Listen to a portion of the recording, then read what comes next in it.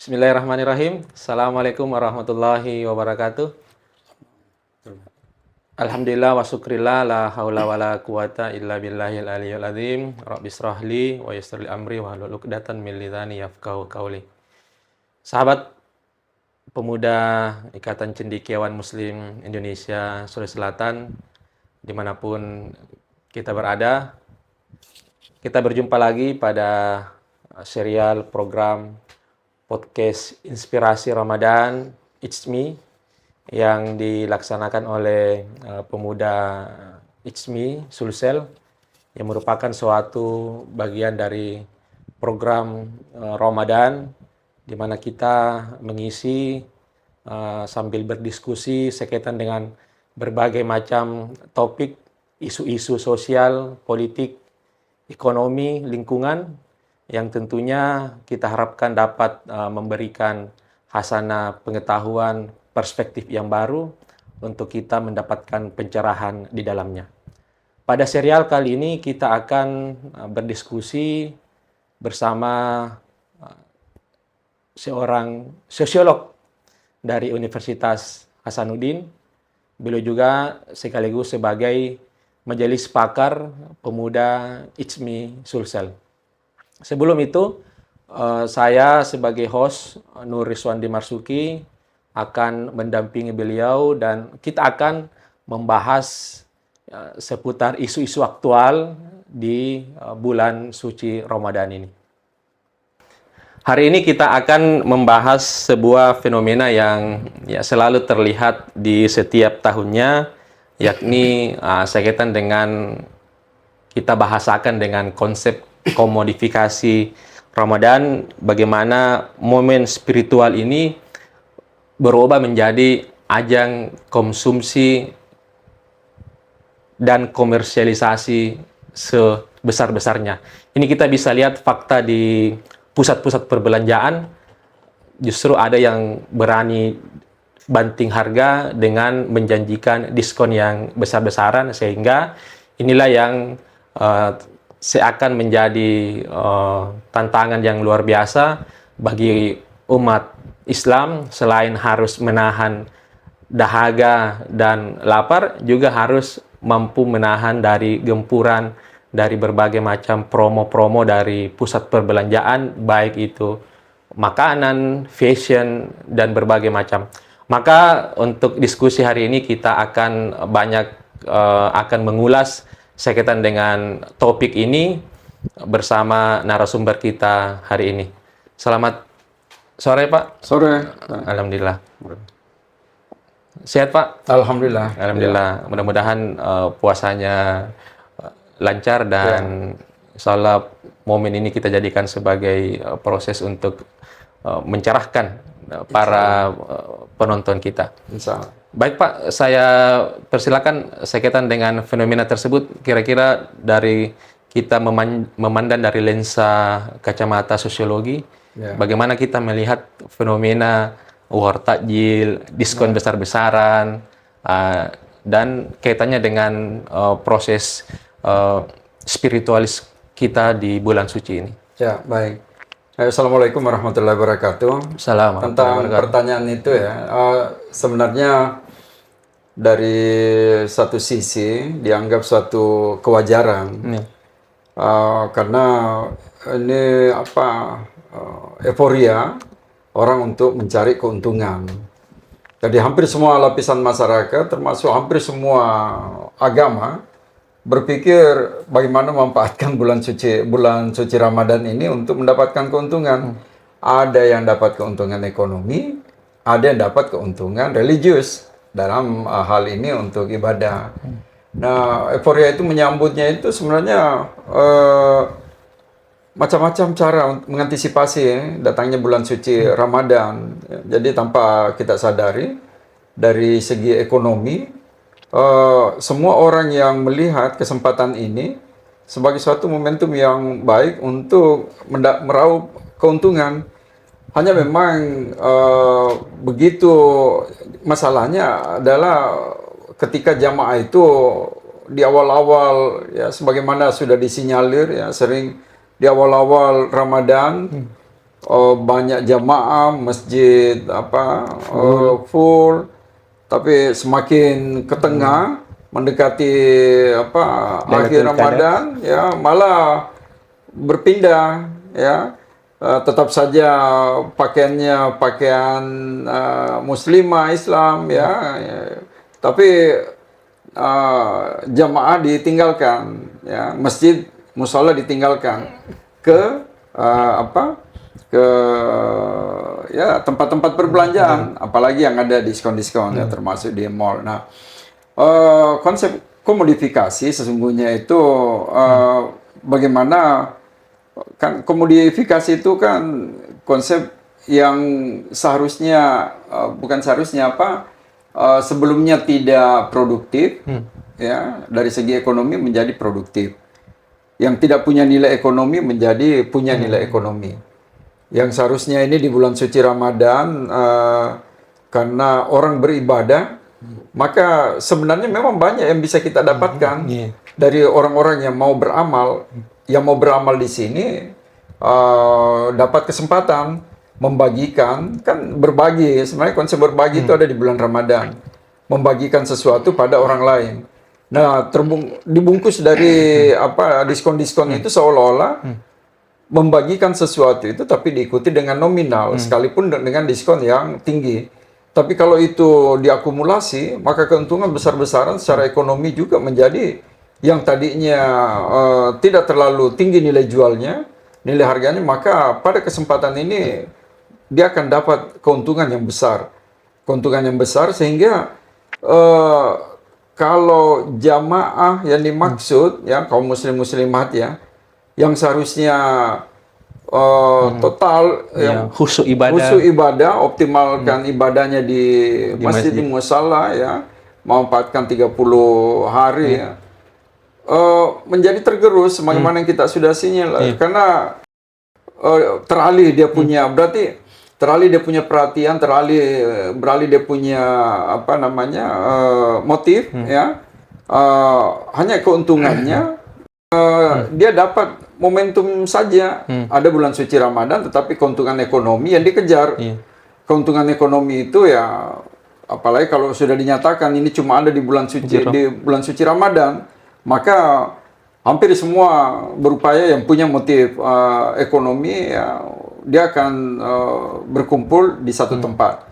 Nah, modifikasi itulah sebenarnya menggeser nilai-nilai itu sehingga terjadi pertaruhan ya antara motif ekonomi dengan motif religius ya. Bagi orang ekonomi itu sudah luar biasa itu sebenarnya, mendapatkan keuntungan besar dari hal-hal yang seharusnya tidak punya nilai jual yang tinggi, bahkan diberikan sama orang pun belum tentu dia mau. Tapi dengan ada kesempatan ini, maka orang yang memberi dan menerima dinyatakan sama-sama dapat keuntungan.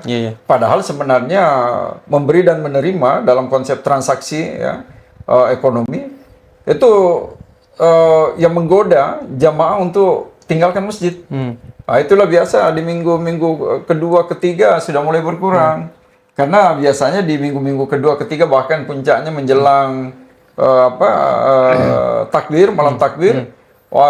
Malah full. Justru lebih gila malam takbir, Pak. Iya, lebih full di di tempat perbelanjaan. Karena oleh konsumen dia juga berpikir kemungkinan ini kesempatan terakhir ya, mumpung ada uang, mumpung ada, jadi dimanfaatkan ke situ. Akhirnya ya ditinggal masjid. Jadi komodifikasinya itu bergesernya nilai-nilai yang tidak produktif menjadi produktif, tapi berbenturan dengan peluang untuk melaksanakan nilai-nilai ibadah.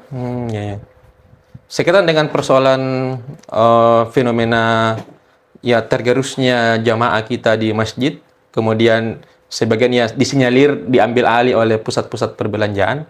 Apakah memang fenomena ini ya hanya identik di Indonesia atau di Sulsel pada khususnya, atau semua ada kecenderungan seluruh Indonesia, tapi tidak menjadi fenomena global ya. Karena di beberapa negara pun sebenarnya yang dia justru betul-betul yang punya kaum yang punya memberikan pada orang lain. kita ambil contoh bagi yang yang pernah dapat kesempatan umroh Ramadan ya, katakan diambil di Mekah. Justru terlalu banyak barang yang tidak sempat lagi dibeli karena diberikan. Entah itu makanan, minuman terutama, sehingga di negara-negara lain pun juga dia manfaatkan untuk bersedekah. Betul-betul konsep sedekah itu Nah, kalau kita di Indonesia sedekah itu terbungkus dengan nilai ekonomi, sehingga ada kecenderungan memang kita di Indonesia yang menggeser itu dari nilai-nilai religius ke nilai ekonomi. Itulah dimanfaatkan oleh orang-orang yang mencari keuntungan secara ekonomi. Iya. Berarti di dalam konteks Ramadan memang tingkat konsumtif masyarakat itu juga trennya semakin kecenderungannya tinggi. Iya. Kecenderungannya tinggi. Padahal itu kan sebenarnya hal yang paradoks ya, berbanding harusnya itu semua lebih at home begitu, lebih banyak di rumah ya. Lebih banyak di rumah. Kalau misalnya ada ini ya ke masjid, ya memang waktunya namanya bulan suci Ramadan untuk beribadah ya. Dengan berbagai macam aktivitas ya, termasuk di kantoran atau ini, bahkan kalau mau dipikir ya, tidak banyak waktu untuk pergi belanja di bulan Ramadan. Karena kenapa? Karena ya namanya janji-janji pesan-pesan agama itu masuk semua. Apalagi ini kan di bulan suci Ramadan terlalu banyak informasi agama yang kita dengar ya dari berbagai kanal media itu. Setidaknya informasi-informasi itu menenangkan kita di rumah atau membuat kita khusyuk tenang. Inilah sebenarnya kesempatan di bulan suci Ramadan ini untuk dekat sekali sama Allah, dekat sekali. Tapi kenapa kedekatan itu kita sia-siakan? Kita sia-siakan itu ya dengan casingnya pakai muslim ini, tapi ada di tempat yang bahkan ya tahulah namanya pasar ya, tempat transaksi itu tidak waktu yang sebentar itu. Itu kalau sekalipun niatnya sebentar pasti agak lama itu. Itu berarti begitu ke tempat tempat belanja, apalagi terjadi transaksi yang lumayan banyak yang harus ini, bisa-bisa jamaah hilang, salah tepat waktu hilang. Kalau mau dimanfaatkan nilai-nilai religius ibadahnya, seharusnya di bulan suci Ramadan ini tertib di waktu yang tepat salat. Jadi berjamaah itu berarti memang harusnya konsisten itu orang jamaah di masjid full dari hari pertama sampai hari terakhir. Tapi kenapa ada waktu yang kurang? Itu berarti ada yang lebih menggoda. Nah, yang lebih menggoda inilah sebenarnya kekuatan nilai-nilai motif ekonomi itu masih tinggi pada beberapa jamaah yang ada. Iya. Memang inilah yang harus menjadi tantangan kita, bagaimana ya konsistensi umat Islam di Ramadan ini memang cukup dipertaruhkan, sehingga ini kan bisa yang mereduksi nilai-nilai spiritual yang seharusnya dia cenderung naik, tetapi di sisi yang lain ada berbagai macam ya tawaran-tawaran yang dikeluarkan oleh pihak-pihak tertentu untuk kita ya dalam tanda kutip rugi kita kalau kita tidak hadir. Iya. Karena bahkan ya ini ya hampir itu tadi euforia itu bukan cuma agama Islam. Non-Islam ya, semua agama hampir semua menyambut ini bulan Ramadan. Tapi menyambutnya itu dengan berbagai kegiatan ya, berbagai motif yang dilakukan. Ya, bagi yang non-muslim dia berusaha tampil pakai seperti muslim ya.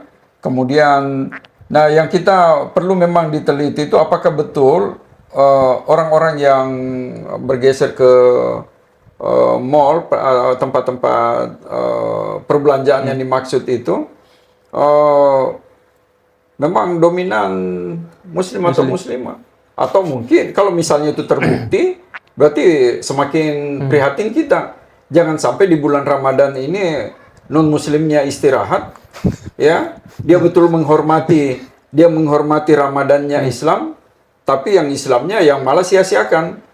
Ya kan, artinya hal yang berpotensi terjadi. Sama juga kadang kalau misalnya waktu-waktu salat jamaah ya, biasa malah yang non-muslim itu menghargai orang yang mau salat, tapi orang yang mau salat sendiri tidak memanfaatkan kesempatan salat jamaah tepat waktu. Nah, itu biasa hal-hal yang paradoks yang terjadi di masyarakat itu. Nah, prihatin betul itu kalau, tapi itu masih perlu dicek di lapangan. Tapi kalau itu benar, maka kita prihatin. Kalau misalnya yang isi mall, tempat-tempat itu memang apa orang yang tinggalkan masjid, musola. Tapi indikator itu sudah bisa dilihat. Iya. Indikator itu bisa dilihat karena ya kita rasakan malam pertama ramai, malam kedua, tapi begitu sudah tinggalkan, sudah lewat ini 10 malam pertama, 10 apa kan ada 3 tahap. Begitu lewat tahap pertama ini masuk tahap pertengahan 10 sampai 11, di situ mulai banyak apa namanya dinamika ini, bahkan yang tadinya di waktu tahap pertama, hari pertama itu tertutup apa semua tempat-tempat yang berpotensi untuk sekarang mulai sudah dianggap biasa. Padahal ini kan harusnya dijaga. Semua harus menciptakan suasana yang kondusif untuk menjaga saling menghargai, ya. Nah, saling menghargai ini termasuk ya, bagaimana memberikan menutup peluang orang untuk tidak melakukan hal-hal yang kontraproduktif dengan aktivitas ibadah di bulan suci Ramadan. Jadi terjaga 1 bulan itu. Berarti kalau kita melihat kondisi tersebut, berarti kalau sudah ada pergeseran makna Ramadan yang ideal dan makna Ramadan yang tanda kutip seremonial, bagaimana? Iya. Kalau itu memang bisa konsisten, sebenarnya kita saling menjaga, terjaga semua. Hanya karena makna-makna itu yang mulai bergeser, ya. Belum lagi ya kalau kita di media di televisi terlalu banyak iklan-iklan yang ya seharusnya diminimalisir, ya, iklan-iklan seperti masih pagi-pagi sudah ada iklan makan minum, ya, padahal orang lagi puasa, mestinya gitu kan. Kemudian tampilan-tampilan di televisi, ya, kadang acaranya yang ya tidak terlalu mendukung untuk suasana. Keluar lagi, jadi kita dari rumah keluar lagi terlalu banyak yang tidak mendukung. Tapi bagaimanapun juga kalau mentalitas, ya, keimanan seseorang yang sudah masuk, ya, menggoda bagaimanapun itu dia tidak akan mudah untuk larut, ya, dengan pergeseran nilai untuk ke ekonomi itu. Kalau misalnya memang dia sadari bahwa Ramadan ini memang full untuk dekat sama Allah. Dekat sama Allah itu nih sesuai dengan pesan-pesan agama, masih banyak yang harus kita lakukan, ya, di rumah, ya. Bahkan kalau agama yang menyampaikan itu beraktivitas saja yang sudah kita niatkan itu bernilai ibadah, tidak beraktivitas dalam hal ini istirahat, tidur pun juga bisa bernilai ibadah. Kalau misalnya memang dibanding harus keluar yang berpotensi melakukan hal-hal yang mudarat, yang bertentangan dengan nilai-nilai agama itu sendiri. Karena namanya di luar rumah, ya istilahnya Ramadan itu kalau orang tua dulu bilang atau dia istilahkan itu diikat setan, ya. Tapi begitu kita keluar, ya banyak orang kesetanan. Ya, di luar macam-macam gangguan. Kalau bukan dia mengganggu, dia yang diganggu, maka seolah-olah mengurangi, ya, nilai-nilai religiusitas itu di bulan suci Ramadan. Namanya bulan Ramadan itu ya bulan suci. Saya mau sedikit masuk, Pak. Kalau kita berbicara struktur sosial masyarakat kita, memang yang gampang diterpa godaan dengan banjir-banjir promo di pusat-pusat perbelanjaan. Bagaimana Bapak melihat dari sekaitan dengan struktur sosial masyarakat kita hari ini? Kalau saya lihat relatif hampir semua segmen, baik itu kelas menengah, kelas atas, dan kelas bawah, hampir semua itu karena bukan lagi masalah dia sudah memiliki banyak, tapi betul dia tergoda memanfaatkan itu diskon, memanfaatkan euforia itu untuk dia bawa sesuatu yang berpotensi mubazir bagi yang kelas atas. Bagi yang kelas bawah, ya, kalau misalnya dia punya kemampuan terbatas, betul-betul dimanfaatkan itu kesempatan itu, ya. Oh, ini kesempatannya untuk mendapatkan, ya. Kalau di luar Ramadan tidak dapat. Itu yang menggoda dia itu. Bahkan ya kita lebih prihatin lagi kalau dia memaksakan kehendak. Memaksakan kehendak itu menghalalkan segala cara untuk mendapatkan barang. Nah, itu biasa juga ada unsur kriminalnya itu. Dekat-dekat Ramadan, dekat-dekat Lebaran itu biasa peningkatan jumlah kriminal, pencurian, perampokan, bahkan pembunuhan itu biasa meningkat itu karena bukan tidak mungkin ya ada motif, ada apa namanya di luar itu janji-janji ya untuk barang yang dibutuhkan sementara kemampuan tidak ada. Maka dia akan mencari cara lain, menghalalkan segala cara untuk mendapatkan itu. Karena seolah-olah menjadi tuntutan, padahal kan sebenarnya tidak perlu memaksakan diri. Karena Ramadan itu sangat tidak identik dengan belanja-belanjaan. Ya, makanya biasa ada orang itu untuk satu keluarga dia apa namanya ada strategi ini. Dia membeli apa yang dibutuhkan dalam 1 bulan sebelum Ramadan. Begitu Ramadan full untuk ibadah. Jadi tidak ada kesempatan lagi untuk apa namanya, memang dia cut apapun diskon berapa pun 100% sekalipun dia menutup diri itu karena dia berpikir bahwa itu godaan ini semua. Karena diskonnya memang untuk satu barang itu, tapi begitu beli di tempat apalagi di tempat yang banyak kebutuhan yang diperlukan, pasti ada lagi yang dibeli. Ini yang didiskon, tapi di tempat lain barang lain tidak diskon. Malah itu tanpa kita sadari, akhirnya pulang-pulang itu bawa barang ini itu, maka kalau tidak kontrol diri itu repot itu. Iya. Kemudian pertanyaannya berikutnya, Pak. Tren konsumtif ini kita kaitkan dengan bagaimana masyarakat misalnya dia diberikan diskon kepada barang-barang tertentu, di sisi lain juga dari kemampuan ekonomi terbatas. Apakah tren konsumtif ini sangat mempengaruhi misalnya tren peningkatan pinjaman online yang lagi banyak dibahas dan terutama di generasi muda kita saat ini? Iya, betul. Itu bisa sekali terjadi itu.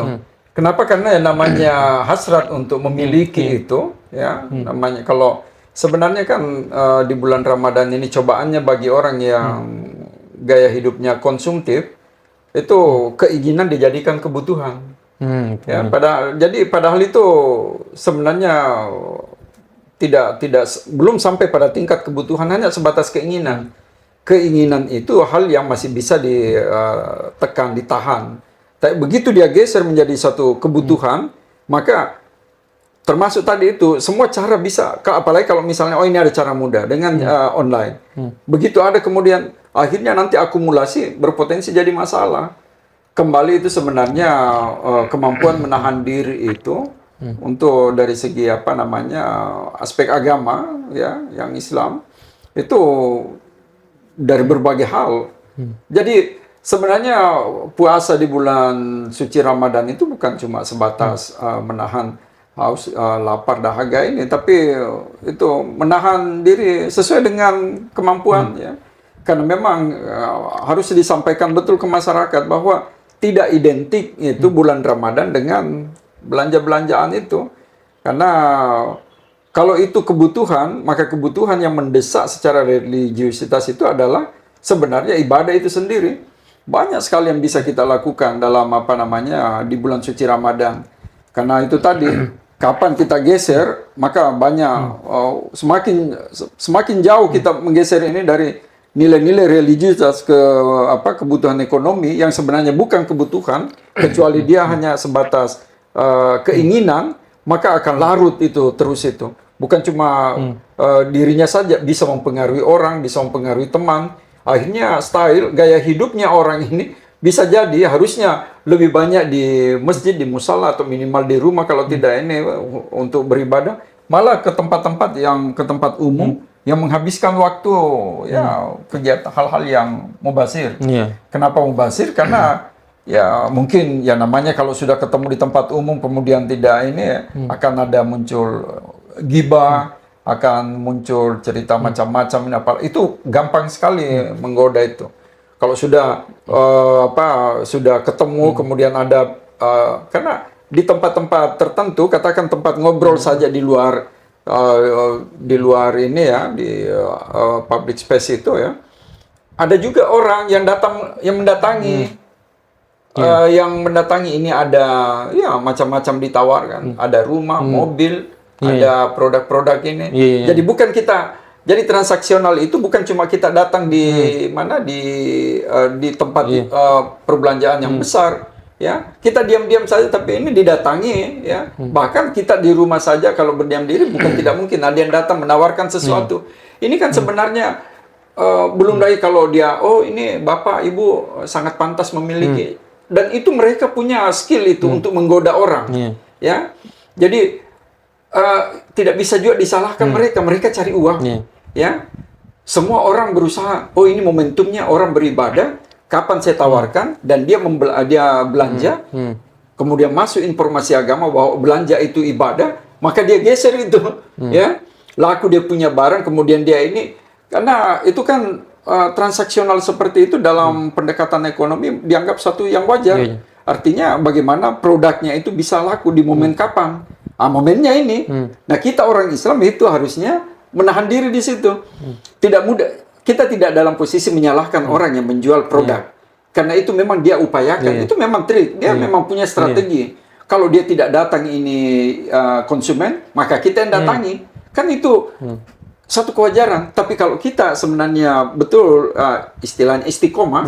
Istiqomah itu kita betul dalam pendirian bahwa bulan Ramadan ini bulan ibadah, tidak untuk belanja-belanja dulu karena sudah ada kebutuhan. Semua kebutuhan sudah ada. Sudah diantisipasi. Kalau sebatas keinginan tahan diri dulu karena memang kemampuan kita cuma sekian, ya. Maka orang pun juga maklum. Orang yang datang menawarkan produk atau orang pun maklum. Jadi tetap saja ada silaturahminya. Jadi silaturahminya itu tidak mengecewakan orang, tapi kita yang harus menahan diri. Karena kalau orang yang datang menawarkan atau ada produk yang ditawarkan, kemudian kita juga memperlihatkan konsumtif, ya, biar kita tidak ini, oh ya beli. Akhirnya orang lain produk lain yang datang, ya, agen-agen lain datang, oh ini juga Pak ini. Akhirnya kita seperti orang kesetanan belanja sesuatu yang sebenarnya belum diperlukan atau bukan kebutuhan, kecuali sebatas keinginan. Nah itu sebenarnya hal-hal yang memang perlu diperhatikan untuk tidak saling menyalahkan di bulan suci Ramadan ini, karena semua orang berupaya untuk mendapatkan keuntungan. Ada yang keuntungan religiusitas, beribadah, ada nilai, ada keuntungan ekonomi, ada juga keuntungan sosial, mencari silaturahmi. Ini memang luar biasa sebenarnya ini bulan suci Ramadan ini. Tinggal kita saja yang kembalinya, betul yang saya lakukan ini sudah sesuai dengan tuntunan agama atau tidak, ya. Toh belanja juga tidak salah. Ya, belanja juga tidak salah, hanya harus terukur. Ya, jangan sampai justru dengan belanja itu malah kita tinggalkan ibadah yang betul-betul diharapkan dalam hal ini salat tepat waktu, tadarus atau apa. Itu kan sebenarnya ya sesuai dengan janji agama di bulan suci Ramadan ini semua dilipat gandakan. Ya, bayangkan namanya kalau semua dilipat gandakan. Jadi agama itu bukan mendiskon, tapi malah dilipat gandakan. Kalau ekonomi mendiskon, itu beda. Kalau di motif ekonomi itu mendiskon itu berarti menggoda orang untuk datang.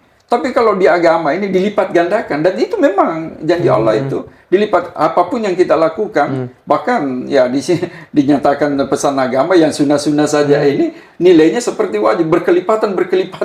Nah, istilahnya apalagi yang kurang dalam agama untuk kita tinggalkan. Ya itu kan sebenarnya pesan-pesan agama yang harusnya kita berbagi, tapi beralih karena kebutuhan pergeseran itu motif. Pertanyaan berikutnya, kira-kira bagaimana sebenarnya ya terkhusus bagi generasi muda di dalam menyikapi keseimbangan antara konsumtif, dimensi sosialnya, kemudian masuk ke spirit ibadahnya.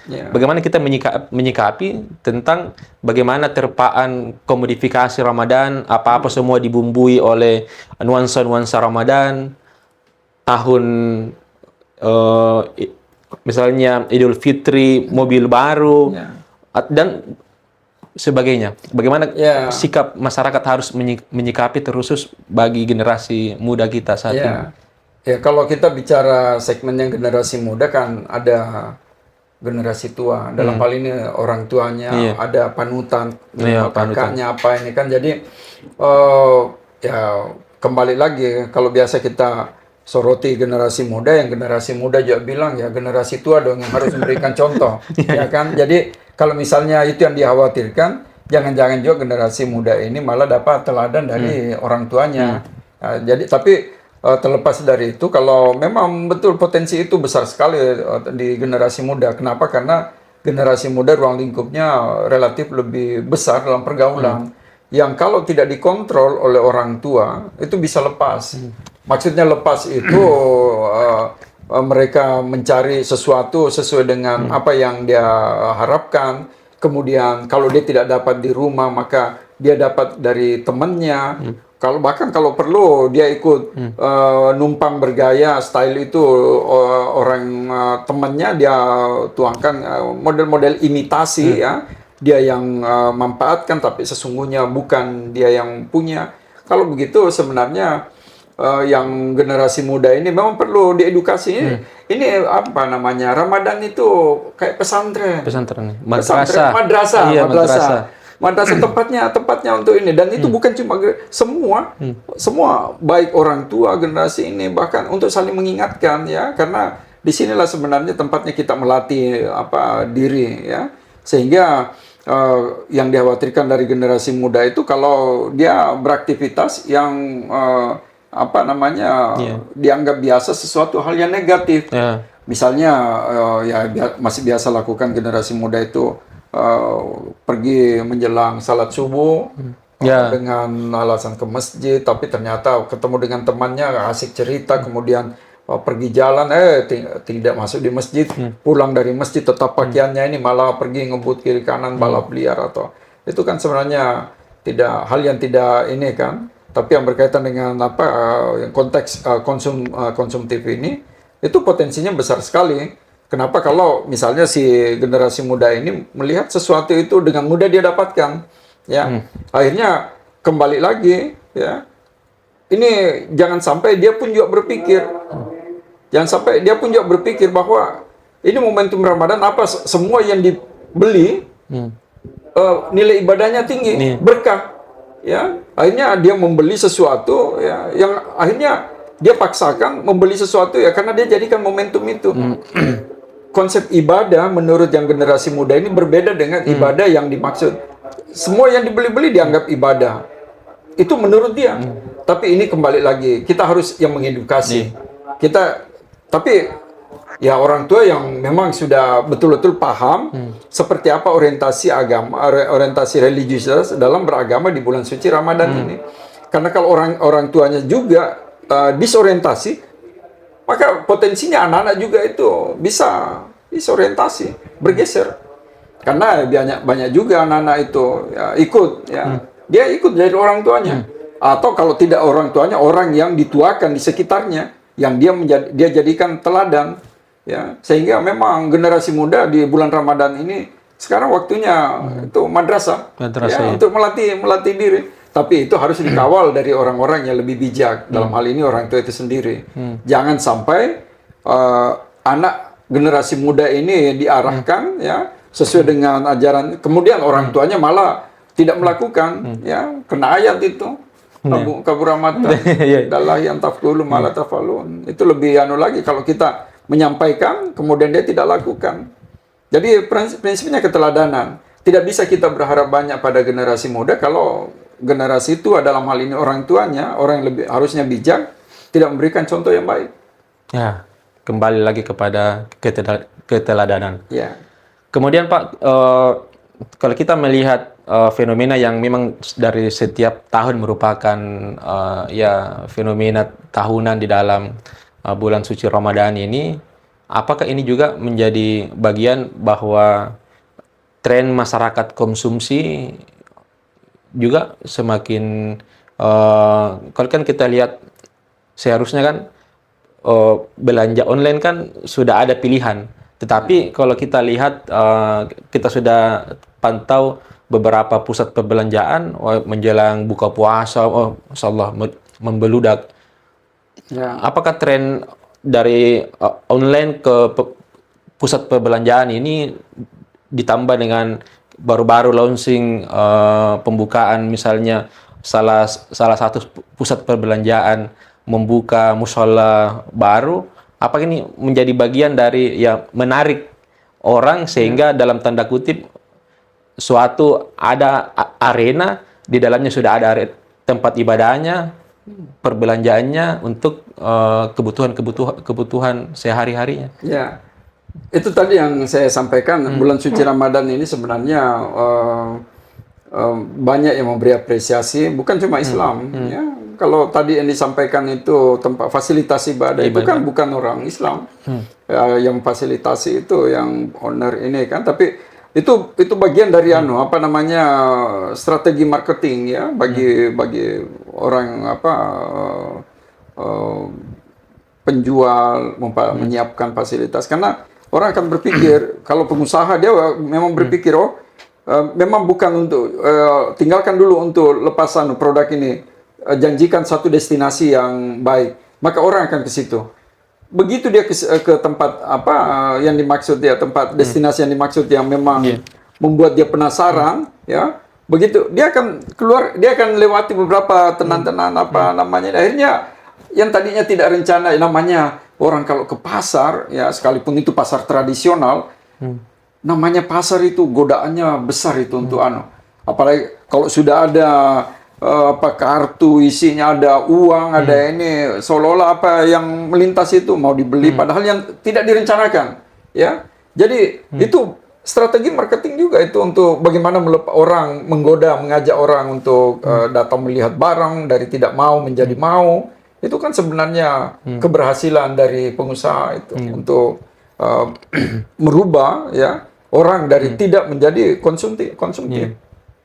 Dan itu kecenderungannya memang lebih meningkat itu. Hanya perlu juga dilihat bahwa fenomena itu fluktuatif itu ya, sehingga terbaca oleh pengusaha bahwa sebenarnya di bulan Ramadan ini memang ada fluktuatif, tapi sesungguhnya momentum untuk mendapatkan keuntungan itu justru jauh lebih besar. Karena ada juga yang ada juga jam umat Islam ya menganggap semua pengeluarannya itu bernilai ibadah. Jadi itu juga yang makna yang terkonstruksi ya. Itu konstruksi. Jadi dia katakan tidak apa-apa, beli saja dulu, justru beli saja di bulan Ramadan. Nanti kapan diperlukan, yang penting dibeli di bulan Ramadan. Jadi tidak bisa juga disalahkan. Ada tahu itu, kemudian dia siapkan, apalagi ditambah dengan diskon. Ini yang kita sebenarnya khawatirkan. Kalau gara-gara godaan itu akhirnya ibadah di masjid tadi yang kita soroti ya, dan itu selalu hampir tiap tahun jadi sorotan, jadi candaan penceramah. Oh ini masjid awal-awalnya ramai, kemudian, dan itu menjadi fenomena umum yang harus memang kita perhatikan bahwa memang, tapi di sisi lain memang semangat orang ini orang beribadah itu sulit sekali dijaga konsistensinya ya, komitmen untuk itu, sehingga untuk melihat ya supaya tetap dia konsisten ini, maka sebenarnya kemampuan untuk internal setiap orang itu perlu memang terjaga, karena di luaran itu gencar juga ya, namanya orang mau menjual produk, menjual hasil itu berbagai macam trik ya.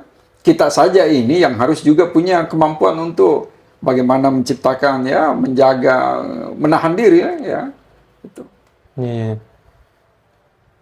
Kemudian pertanyaan berikutnya, ya seharusnya dalam kita menyikapi komodifikasi bulan suci Ramadan ini dengan berbagai macam iklan-iklan komersialisasi Ramadan, ya kira-kira sikap kita berada di mana seharusnya? Apakah kita harus ya kita dalam takaran juga menolak tidak bisa?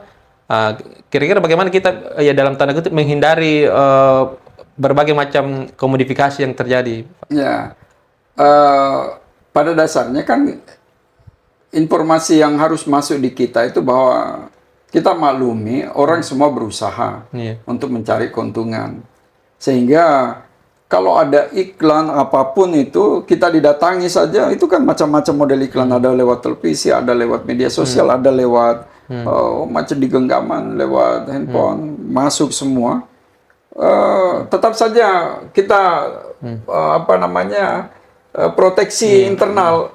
Ini kebutuhan, keinginan, atau memang belum dibutuhkan sama sekali. Ya, karena kalau itu lepas kontrol, maka sebenarnya gampang sekali kondisi ini kita menjadi konsumtif, ya. Karena iklan itu ya memang justifikasi ekonomi. Artinya namanya untuk menjual barang harus diiklankan. Ya, hanya orang yang diiklankan ini, baik orang mengiklankan atau orang yang menerima iklan itu sama-sama harus paham posisinya. Oh, wajar kalau dia mengiklankan, tapi apakah sewajar dengan membeli sesuatu yang saya belum butuhkan? Jadi dari situ sebenarnya ada kearifan, kebijakan untuk menyeleksi, ya, karena banyak juga orang kuat membeli karena memang ada kemampuan, tapi akhirnya mubazir karena tidak mampu untuk menggunakan, ya, akhirnya bertumpu mubazir saja dan tidak efektif, ya. Itu pun relatif masih lebih baik dibanding ada orang yang tidak punya kemampuan tapi mau paksakan ini. Itu yang sebenarnya yang berpotensi menjadi bergeser ke kriminal. Dan itu dari data yang ada, angka itu semakin tinggi mendekati satu Syawal, menjelang Idul Fitri. Kenapa? Karena Idul Fitri itu selalu ada stigma-stigma ini bahwa semua harus baru. Baju baru, pakaian baru, bagi anak, dan itu pada kelas menengah, kelas bawah, ya, itu dia berusaha keras untuk itu. Ya, bagaimanapun keadaannya dia berusaha untuk baru. Nah, dalam kondisi seperti ini, itulah sebenarnya penting untuk mengedukasi. Ya, barang yang bersih itu sudah cukup, tidak mesti harus baru, ya, untuk beribadah. Karena kalau harus baru, kemudian diiming-imingi diskon-diskon, ya, berapapun diskonnya, kalau dia tidak punya kemampuan, berarti dia tidak punya daya beli yang untuk membeli sesuatu. Itu berpotensi jadi masalah, ya. Tapi bagi yang punya kemampuan, kemudian ada diskon, itu berpotensi dia kumpulkan, kemudian disimpan, padahal tidak. Namanya keinginan. Beda kalau kebutuhan begitu dibeli langsung dipakai, digunakan. Kalau keinginan biasa disimpan 1-2 hari tanpa disadari bisa 1 minggu, 2 minggu, bahkan tinggal baru terus, padahal itu kan tidak seharusnya dibeli karena dia sebatas keinginan. Iya. Berarti ya makna yang masih terbangun bagi kita umat muslim dalam kita menghadapi satu Syawal adalah ya kembali ke fitrah dengan segala sesuatu yang baru, sehingga inilah yang ya barangkali ditangkap oleh pihak konsumen, sehingga ya mereka membranding suatu produk itu nuansa Ramadannya sangat sangat kental. Ya, sehingga ini juga menjadi tantangan kita umat muslim, terkhusus bagi generasi muda kita, bagaimana tadi kita bisa melihat keseimbangan antara konsumsi itu yang mana yang menjadi keinginan dan suatu kebutuhan. Sehingga inilah yang harus kita betul-betul maknai, bahwa proses bulan kita di Ramadan ini adalah bulan madrasah, sehingga kita harus minimal keseimbangan di dalam proses ibadah untuk menuju ke tingkat spiritual yang lebih baik. Kemudian berikutnya Pak, barangkali ini satu pertanyaan sebelum kita menutup diskusi kita hari ini. Kita lihat bagaimana kelembagaan agama kita di dalam menyikapi terkait komodifikasi Ramadan ini. Ya, saya kira lembaga-lembaga agama biasanya kita tumpukan harapan ke Departemen Agama, tapi terlepas dari itu kan sebenarnya semua instansi institusi dia berfungsi menjadi lembaga agama di bulan suci Ramadan. Ya, artinya apa? Baik itu kampus-kampus, sekolah-sekolah umum, ya, bertanggung jawab ikut menciptakan suasana di bulan suci Ramadan, karena banyak sekali kegiatan-kegiatan yang bisa dilakukan.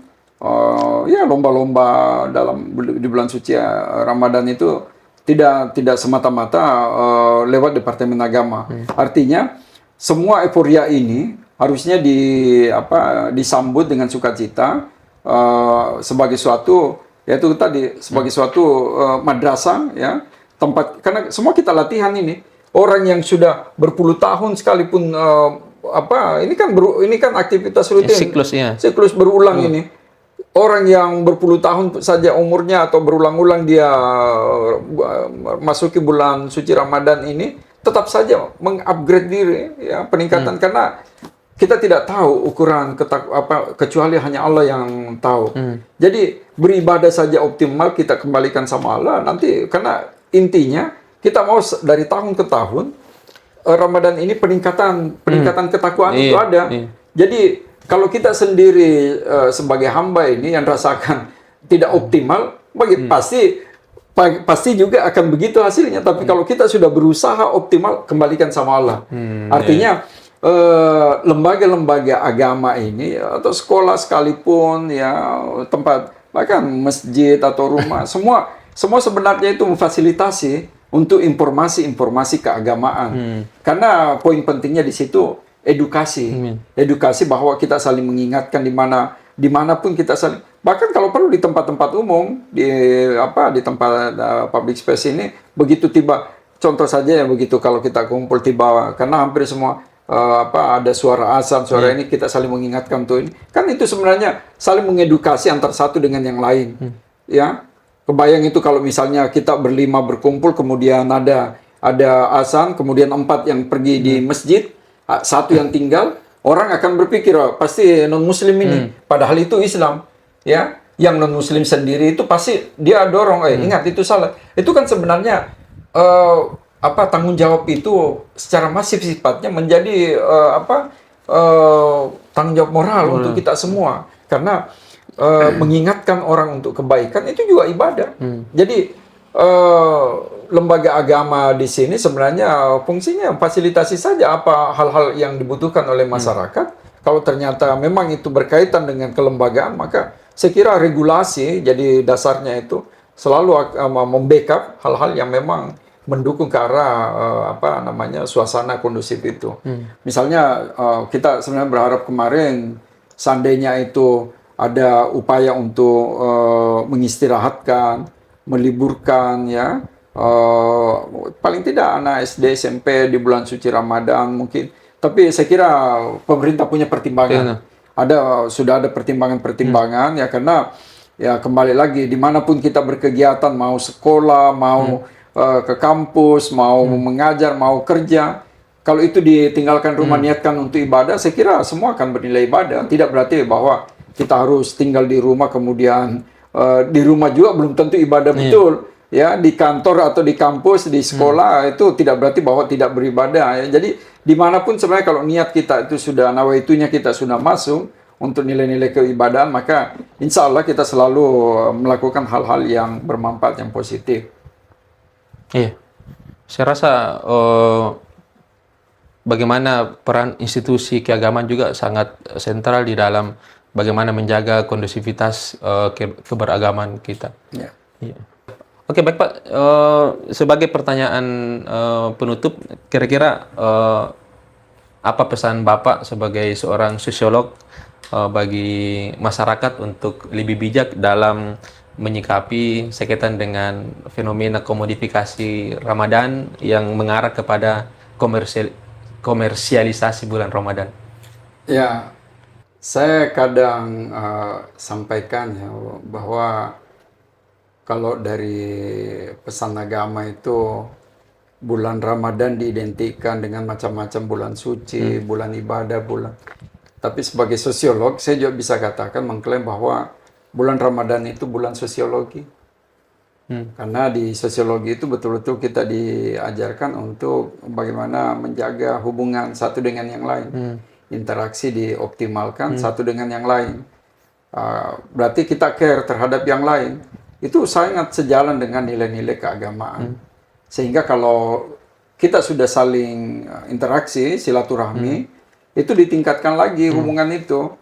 Artinya berhubungan satu dengan yang lain untuk hal-hal yang positif. Kalau sudah bicara tentang hal-hal yang positif, tentu kita hindari yang kira-kira berpotensi menjadi tidak bermanfaat, yang mudarat. Itu artinya kita saling mengingatkan. Kalau sudah saling mengingatkan, berarti poin yang kita harus isi untuk konteks ini kan, ya kita sampaikan mana-mana yang harus dilakukan untuk isi bulan suci Ramadan ini. Berarti saling mengingatkan itu sebenarnya dalam arti yang luas, ya, dalam artian luas bahwa bisa saja satu dengan yang lain hilaf, tapi pada saat yang sama satu dengan yang lain dia punya kekuatan untuk saling mengingatkan. Iya. Karena kembali jangan sampailah Ramadan ini lewat disia-siakan. Nah itu kembali lagi begitu banyaknya harapan kita semua waktu menyambut bulan suci Ramadan. Jangan sampai berbanding terbalik harapan itu dengan perilaku atau kegiatan kita. Iya. Paradoks ya, paradoks itu berbeda dari apa yang kita lakukan, dari apa yang diharapkan oleh sesuai dengan pesan-pesan agama. Karena makna spiritualnya sebenarnya itu satu Syawal atau akhir Ramadan itu orang takbir, yang takbir itu orang yang menang. Iya. Artinya begitu dia takbir khusus itu berarti karena dia orang menang itu menang dari perjuangan. Perjuangan apa? Melawan dia punya hawa nafsu, melawan dia berjuang melawan dirinya sendiri. Ya, bayangkan pesan-pesan agama menuntun, kemudian kita lakukan dalam 1 bulan. Begitu 1 bulan penuh lewat, tiba masanya malam 1 Syawal, ya 30 Ramadan, akhir Ramadan, ditandai dengan takbir atau di situ sebenarnya orang bukan takbir biasa. Itu takbir kedekatan semakin dekat. Karena begitu takbir malam, salat Id, di dalam agama juga menyatakan bahwa kita seperti bayi, suci. Nah, tidak semua orang suci, karena itulah kembalinya pada diri kita. Kita yang merasakan itu, kita suci betul atau tidak, kita bersih betul atau tidak. Karena begitu kita sudah betul-betul optimalkan dengan tadi itu konsepnya, kita saling mengingatkan, kita saling berhubungan satu dengan yang lain. Kita tidak termasuk orang-orang yang mengkomersialkan ini Ramadan untuk hal-hal yang di luar dari nilai-nilai keagamaan, ya. Kita betul khusus. Maka betul kita rasakan itu, apalagi nanti itu 10 malam terakhir ya, ada itikaf di situ, ada Lailatul Qadar, ada betul sebenarnya boleh dikata tidak ada semakin sempit ruang untuk kita tinggalkan rumah, tinggalkan masjid. Harusnya kita kembali ini, kalaupun ini 1 sampai 15 katakan ya masih kita berkeliaran ini, maka harusnya itu kembali kita ingat pesan agama untuk kita saling mengingatkan. Nah, kita manfaatkan betul ini perjuangan ini di 10 malam terakhir ini semakin kencang godaan di luar. Ini kan masalah duniawi dengan akhirat ya. Yang namanya duniawi itu faktual. Faktual itu ada fisiknya. Dan itu lebih menggoda. Dijanji sesuatu ada, itu duniawi. Sementara hari akhirat ini tidak langsung kecuali dijanjikan, dan itu masih semu. Kalau orang tidak punya keimanan, keyakinan yang baik, maka akhirat ditinggalkan, dunia yang ini. Makanya itu sebenarnya pertarungan di situ, antara dunia dengan akhirat itu. Betul-betul ini kita mengarah ke kesucian. Yang itu takbir itu filosofinya, begitu kita takbir khusyuk, seolah-olah sedih kita itu. Iya. Kira-kira ya harapan kita di bulan Ramadan ini kita harus mencapai beberapa kenikmatan. Tentu kenikmatan yang pertama adalah kenikmatan spiritual, kemudian yang kedua adalah kenikmatan sosial. Sehingga itulah yang kita harapkan, bagaimana momentum Ramadan ini walaupun kita berada di dalam terpaan perubahan yang begitu sangat dinamis, ditambah dengan godaan komodifikasi Ramadan melalui komersialisasi hingga mengarah kepada tingkat konsumtif yang tinggi, tetapi ya kita harus mengambil sikap bahwa kita harus berada di posisi tengah untuk kita menyeimbangkan bagaimana kita di dalam tataran konsumtif dan dimensi ibadah kita, sehingga seperti yang Bapak tadi sampaikan, Ramadan ini jangan berakhir begitu saja, tetapi kita harus mengambil banyak hikmah di dalamnya. Saya kira cukup Pak ya. Terima kasih atas waktu yang telah diberikan dan bisa berbagi dengan sahabat-sahabat pemuda ITSMI dimanapun berada. Kita harapkan bahwa di dalam momentum bulan suci Ramadan ini kita memperbanyak kegiatan-kegiatan yang positif, Ya, dan tentu kita berharap bahwa Ramadan ini kita semua bisa menjadi pemenang yang hakiki, ya. pemenang yang hakiki. So, Saya rasa cukup dari diskusi kita hari ini sekaitan dengan topik komodifikasi Ramadan, dan sebagai penutup bahwa kita berharap bahwa secara ideal Ramadan ini kita harus jadikan sebagai momentum untuk memperkuat keimanan dan ketakwaan kita, sehingga seyogyanya kita harus memperbanyak, kita harus lakukan banyak aktivitas-aktivitas amalia Ramadan. Kita ketahui kita juga ya tentu melengkapi kehidupan kita dengan berbagai macam kebutuhan-kebutuhan, tetapi ya kita harus berada di dalam posisi menyeimbangkan diri antara keinginan dan kebutuhan, sehingga di dalam hal tersebut kita bisa menyeimbangkan bagaimana proses kita di bulan suci Ramadan ini dengan berbagai macam dinamika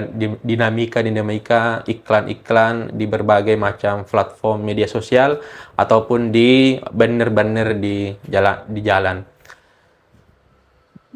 Saya sebagai host pada diskusi hari ini mengucapkan terima kasih atas kesempatan narasumber. Mudah-mudahan Ramadan ini menjadikan kita fitrah kembali, Pak. Ya, Dan insyaallah. kami dari teman-teman pemuda ICMI Sulsel rasa terima kasih atas kesempatan yang diberikan.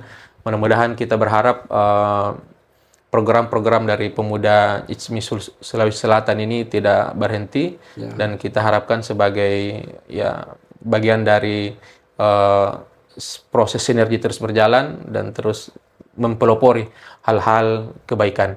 Saya tutup dengan ucapan tebar kebaikan, tabur kebijakan, jayalah pemuda ICMI.